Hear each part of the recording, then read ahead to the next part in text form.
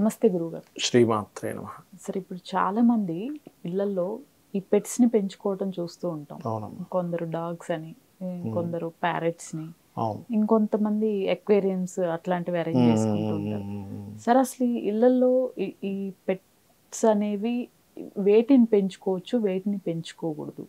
పెట్స్ని పెంచుకోవడం అయితే తప్పేం కాదు, అందులో ఎటువంటి డౌట్ లేదు. అయితే ఇందులో శాస్త్రంలో మనకు చెప్పినటువంటిది ఏంటంటే కుక్కను మాత్రం ఇంటి లోపల కాకుండా ఇప్పుడు ఇండివిజువల్ హౌసెస్ కనుకుంటే మనకి ఇల్లు మళ్ళీ బయట ఉండేటువంటి ప్రహారీ గోడలో మనకి బయట ఉండేటువంటి ఇది ఉంటుంది కదా, మన గేట్ లోపల ఇంటికి గేట్కి మధ్యలో స్థలం ఉంటుంది, అక్కడ పెంచుకోవచ్చు అని చెప్పారు. ఎందుకు అంటే కుక్క కనుక ఇంట్లో తిరుగుతుంటే నైవేద్యం పెట్టారు ఆ సమయంలో, అది తీసుకోదు, అంటే దేవతలు నైవేద్యం స్వీకరించరు అనేటువంటి భావనతో కుక్క ఇంట్లో తిరగకూడదు అంటూ ఉంటారు. అయితే నాకు చాలామంది అంటే ఇప్పుడు కుక్కలను పెంచుకునే వాళ్ళు ప్రేమికులు ఉంటారు. నాకు కూడా కుక్కలంటే బాగా ఇష్టం. నేను ఇంట్లో పెంచుకోను కానీ బయట మా వీధిలో ఉండే కుక్కలన్నిటికీ బిస్కెట్స్ వేస్తుంటాను నేను వెళ్ళి. దాదాపు ఒక 20-25 కుక్కల దాకా ఉంటాయి మా ఇంటి చుట్టూ అటు ఇటు. అంటే ఆ సంతలో వాకింగ్కి వెళ్ళినప్పుడు ఏం చేస్తానంటే ఒక పార్లీజీ బిస్కెట్ ప్యాకెట్స్ తీసుకొని ఒక బ్యాగ్లో పెట్టుకొని వాటికి వేసేస్తాను. అవి పరిగెట్టుకొని వస్తాను నేను వెళ్ళగానే, ఇష్టం బాగా. కానీ మేము ఉండేది అపార్ట్మెంటు. ఇప్పుడు ఇష్టమే కానీ వాటికి ఏదో పెట్టాలని ఉంది, కానీ ఇంట్లో పెంచుకోకూడదు శాస్త్రపరంగా. ఇప్పుడు దానికి నేనైతే అట్లా ఏర్పాటు చేసుకున్నాను. కొంతమంది ఏమన్నారంటే నాకు ఫోన్ చేసి, సార్ మాకు కుక్కలంటే బాగా ఇష్టం, మీరు గతంలో ఒక వీడియోలో కూడా ఇంట్లో ఉండకూడదని చెప్పారు, అలాగే చాగంటి కోటేశ్వరరావు గారితో ఒక వీడియోలో కూడా కుక్క ఇంట్లో తిరుగుతుంటే కనుక నైవేద్యం పెడితే దేవతలు ముట్టరని చెప్పారు.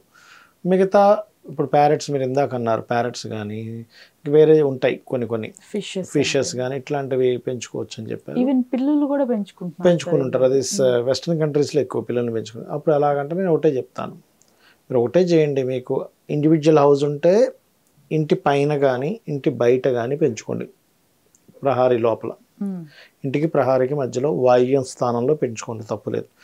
కానీ కొన్ని సందర్భాల్లో ఏమవుతుంది, అపార్ట్మెంట్స్ ఉంటాయి, మంచి లగ్జరీ అపార్ట్మెంట్స్లో కూడా ఇంట్లో పెంచుకుని ఉంటారు.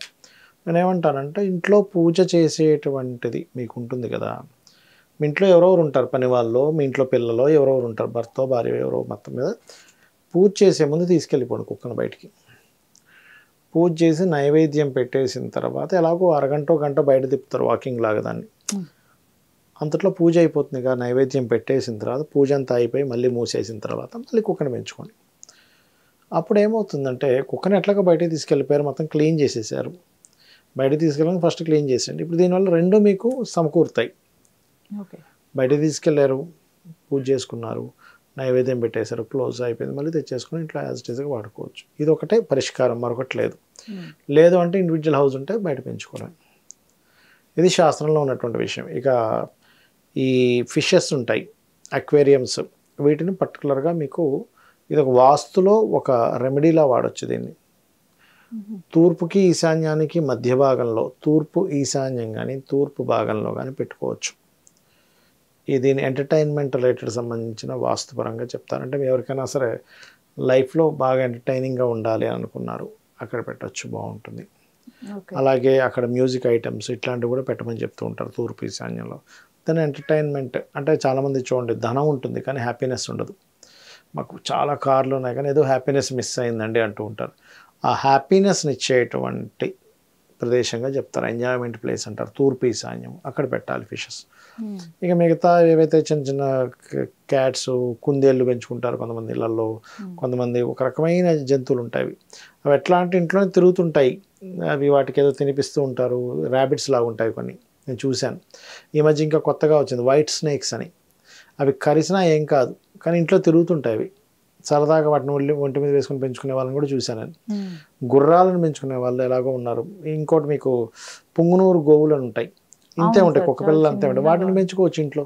మీకు ఒకవేళ జంతు ప్రేమికులు అయితే కనుక కుక్కని పెంచుకునే విషయంలో ఈ సంశయం ఉన్నప్పుడు పుంగునూరు రావు, కాకపోతే చాలా కాస్ట్ ఉంది, అది 3 lakhs సంథింగ్ ఉంది, అది ఇంతే ఉంటుంది, మనకి కుక్కలాగే ఉంటుంది, అది ఇంట్లో తిరుగుతూ ఉంటుంది చక్కగా.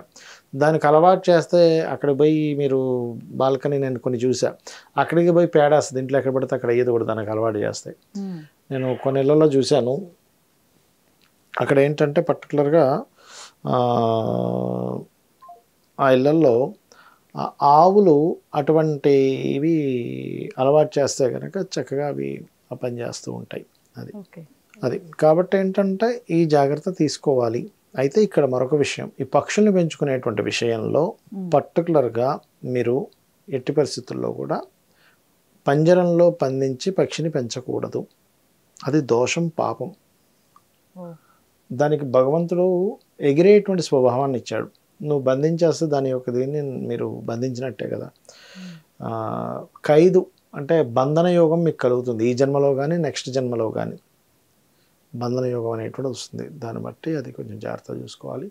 ఇంకోటి ఏంటంటే ఈ పక్షుల్ని పెంచేటప్పుడు మనం అవి ఏం తింటుంది రీసెర్చ్ చేస్తారు చాలామంది. దానికి ఎట్లా ఉంటే బాగుంటుంది, ఎందుకంటే మనుషులతో కదా, అవి తొందరగా మన యొక్క అంటే మన తత్వాన్ని తొందరగా అర్థం చేసుకుంటాయండి. మీరు కుక్కల్ని పెంచండి, మీరు గమనించి, మీకు పెంచర్లేదు నాకు ఐడియా లేదు, మీరు కుక్క ఇంట్లో ఉందనుకోండి, ఒక హ్యాపీ మూమెంట్ రిలేటెడ్ మనం మాట్లాడుకుంటున్నాం అనుకోండి, అది నవ్వుతూ ఉంటుంది హ్యాపీగా. మనం ఒక సాడ్ రిలేటెడ్ సంబంధించి మాట్లాడుకుంటే దాని ఫేస్లో కూడా ఎక్స్ప్రెషన్స్ మారిపోతాయి, అది సాడ్గా ఉంటుంది. ఓకే. ఒకళ్ళ ఇంట్లో కుక్కనైతే నేను చూశాను, దాని మీద అది చెయ్యని పని, అది దాన్ని ఏదైనా అంటున్నాం ఇంగ్లీష్లో లేకపోతే తెలుగులో, దానికి అర్థమైపోతుంది భాష. 3 monthsలో నేర్చుకుంటుంది కుక్క. వెంటనే అది నన్ను అంటారా అని అరుస్తుంటుంది వాళ్ళ మీద, నేను చేయలేదు ఎందుకు అంటున్నారని. అట్లా ఏంటంటే ఒకటి నార్మల్గా ఎందుకు పెంచుకుంటారు అంటే వీళ్ళ స్ట్రెస్ తొలగిపోయేలా కుక్కలు చేయగలుగుతాయి. ఇప్పుడు జంతువులు ఉన్నాయనుకోండి, వచ్చి పైకి వచ్చి ఎగిరి వాటిని ఇట్లా ఇట్లా అంటూ ఉంటే వీళ్ళ స్ట్రెస్ అనేది డైవర్ట్ అవుతూ ఉంటుంది, ట్రాన్స్ఫర్ అయిపోతుంటుంది, పోతుంటుంది. అవి ఒకటి. అండ్ పుంగునూరు ఆవుకునేటువంటి ఒక ప్రత్యేకత చెప్తాను, ఎలాగో సందర్భం వచ్చింది కాబట్టి. పుంగునూరు ఆవులను ఏం చేస్తారంటే వాటిని ఇట్లాగే వాకింగ్కి వీటిని తీసుకెళ్ళినప్పుడు అవి మూలికల్లో, ఇప్పుడు మొక్కలు ఉంటాయి కదా, ఈ మొక్కల్లో ఈ యజమానికి ఏదైనా ఒక ఆపద వచ్చే ముందు అది కనిపెట్టి పలానా మూలికను అది తినడం ద్వారా యజమానికి ఆపద రాదు. పుంగునూరు ఆవుల విషయంలో ఓకే, అది నిజంగానే పనిచేస్తుంది. అది అట్లా అంటే ఎలా సరే అవి ముందే పసిగడతాయి. సకల దేవతలు ఉంటారు కదా మా గోవు లోపల, సకల దేవతలు ఉంటారు. ఇప్పుడు మీకు ఎందుకు చిన్న ఎగ్జాంపుల్ చెప్తాను చూడండి.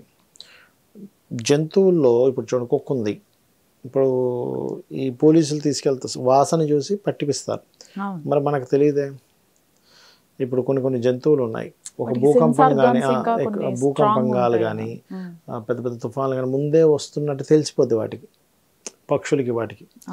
అలాగే మనకి తెలియకుండా నిగూఢంగా ఆ ఆరా, ఆ గోవ ఎక్కడైతే ఉంటుందో ఆ ఆరాలో ఏదో డిస్టర్బెన్స్ ముందుగా వస్తుందమ్మా. ఒక యజమానికి ఒక ఇబ్బంది వస్తుంది అనుకోండి, ఆ ఇంటి యజమానికి, ఆ వచ్చినప్పుడు ఇబ్బంది రావడంగా దానికి సంబంధించిన ఒక ఎనర్జీ ఫస్ట్ ఫామ్ అవుతుంది ఇంట్లో. ఆ ఫామ్ అవుతున్నప్పుడు అది సెన్స్ చేయగలదు, ఇక్కడ ఏదో సంథింగ్ నెగిటివ్ ఎనర్జీ ఫామ్ అవుతుందంటే నా యజమానికి ఏదో జరగబోతుంది అని. అది తెలుసుకొని దానికి సంబంధించిన ఒక మూలికను అది తీసుకొని సంథింగ్ ఆ ఆకుని తిని దానికి సంబంధించిన ఆ ప్రోగ్రామింగ్ చేసుకుంటుంది అది, ఆ యజమానికి ఇబ్బంది కలగకుండా ఉండడానికి. Thank you sir. శ్రీమాత్రే నమః.